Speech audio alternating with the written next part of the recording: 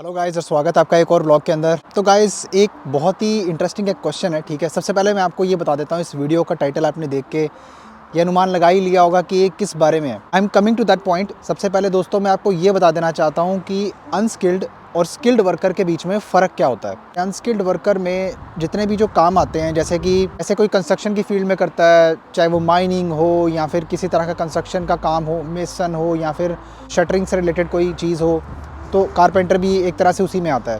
तो जो टूरिज़्म से रिलेटेड या डिलीवरी से रिलेटेड या फिर ड्राइवर से रिलेटेड कोई भी जॉब होती है, और कोई भी ऐसी कोई जॉब होती है जिसके अंदर खास किसी डिग्री की क्वालिफ़िकेशन की ज़रूरत नहीं होती, तो वो आपको सिर्फ काम आना चाहिए।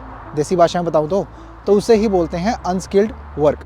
तो स्किल्ड वर्क सबसे पहले क्या होता है? स्किल्ड वर्क किसी स्पेशलाइज्ड फील्ड के अंदर आपने डिग्री ले रखी है, जैसे कि आप कोई प्रोफेसर हो, पीएचडी कर रखी है, या फिर आप फिल्म मेकर हो, सॉरी डायरेक्टर हो आप, या आपके पास कोई ऐसी स्किल है कि आप प्रोग्रामर हो, आप सॉफ्टवेयर इंजीनियर हो।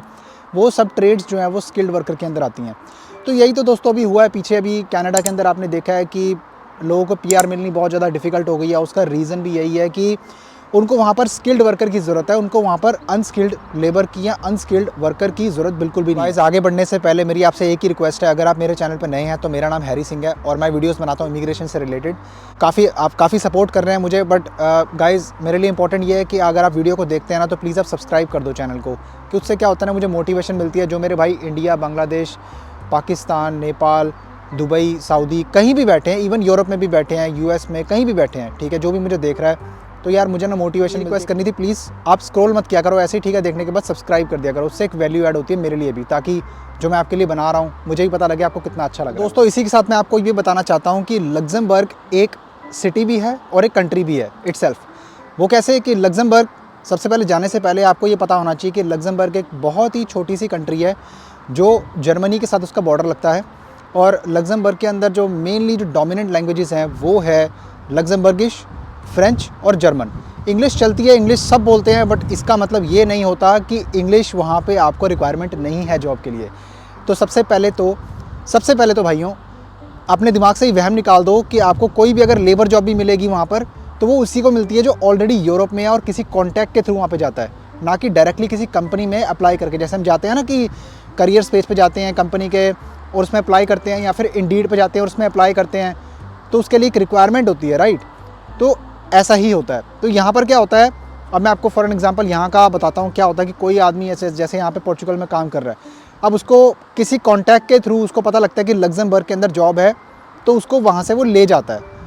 तो वो सॉर्ट ऑफ कह सकते हैं लीगल इलीगल, ठीक है, 50-50 हो सकता है। क्योंकि देखो उसके बारे में मुझे इतना कोई आइडिया नहीं है, क्योंकि लोग कहते तो हैं कि यहाँ से जाना बहुत आसान है, चले जाते हैं। तो खैर वो एक अलग टॉपिक है, उसके बारे में हम फिर कभी बात करेंगे। अनस्किल्ड लेबर के बारे में सबसे पहले, अनस्किल्ड लेबर में जो जॉब्स जो मैंने आपको बता ही दिया जो कौन सी आती है। तो आप में से कोई मेरा भाई अगर कारपेंटर की जॉब करना चाहता है, या कंस्ट्रक्शन से रिलेटेड किसी भी फील्ड में अगर जॉब करना चाहता है, या फिर शेफ़ है, या फिर किचन हेल्पर है, या टूरिज़्म इंडस्ट्री से कोई उसका काम जुड़ा हुआ है, तो उसके अंदर गाइस आपको जो सैलरी मिलेगी लग्जमबर्ग में, ये मैं आपको ऑनेस्टली बता रहा हूँ, जो फिगर्स जो मैंने खुद रिसर्च किए हैं लोगों से बात करने के बाद में, 2000 यूरो से लेके 2500 यूरो तक आपको वहाँ पे जो है सैलरी मिलती है, वो भी लीगल तरीके से।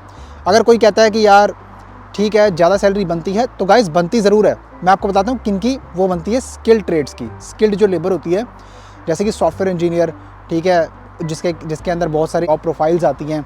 इसके अलावा अगर आप कोई ऐसी स्पेशलाइज्ड ट्रेड के लिए जा रहे हो दोस्तों, जिसके अंदर इंजीनियरिंग या किसी भी तरह की मैकेनिकल ट्रेड इन्वॉल्व है, तो उस मेरे भाई को वहाँ पर सैलरी मैं कहता हूँ कि 4800 यूरो से लेके 6000-7000 यूरो भी है।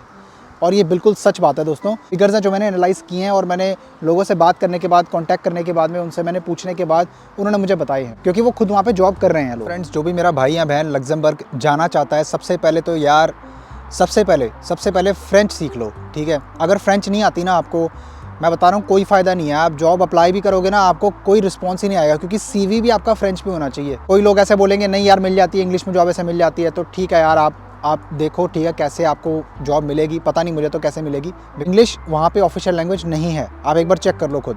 सबसे पहले फ्रेंच सीखो, फ्रेंच ईजी है, लर्न कर लोगे आप बहुत। मेरे को पता है कि अगर जिसको इंग्लिश आती है, मेरे जितने भी व्यूअर्स मुझे देख रहे हैं, मुझे पता है कि उनको इंग्लिश आती ही होगी, डेफिनेटली आती होगी। तो फ्रेंच अगर आप लर्न करोगे, बहुत ही आसान लैंग्वेज आप सीख जाओगे। इसके बाद आपको क्या करना है, सीधा जॉब्स अप्लाई करनी शुरू कर देनी है लग्जमबर्ग के अंदर।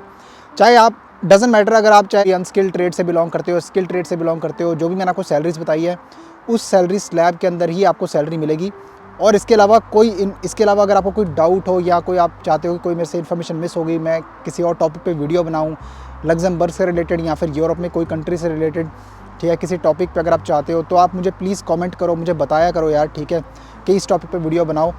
तो मुझे सजेशन मिलेगी और मैं उसके ऊपर पूरा रिसर्च करूँगा, एनालाइज़ करूँगा, बंदों से बात करूँगा, ठीक है, और अपनी रिसर्च के बाद मैं वो वीडियो को बना के आपके सामने अपलोड कर दूँगा, ठीक है, ताकि आप उसको देखो और आपको वो कंटेंट मिले, आपको इन्फॉर्मेशन मिले, आपकी भी हेल्प हो सके उस चीज़। तो गाइस आज की वीडियो में इतना ही था। होप सो कि आपको ये कंटेंट बहुत ही वैल्यूएबल, बहुत ही अच्छा लगा होगा। अगर लगा तो यार लाइक कर दो, लाइक करोगे ना उतना ज़्यादा लोगों के पास पहुँचेगा ये कंटेंट, ठीक है, और उनकी हेल्प हो सकती है। सब्सक्राइब कर दो चैनल को और शेयर कर दो वीडियो को यार। मैं आपसे मिलता हूँ नेक्स्ट वीडियो में। Till then I love you all and bye bye.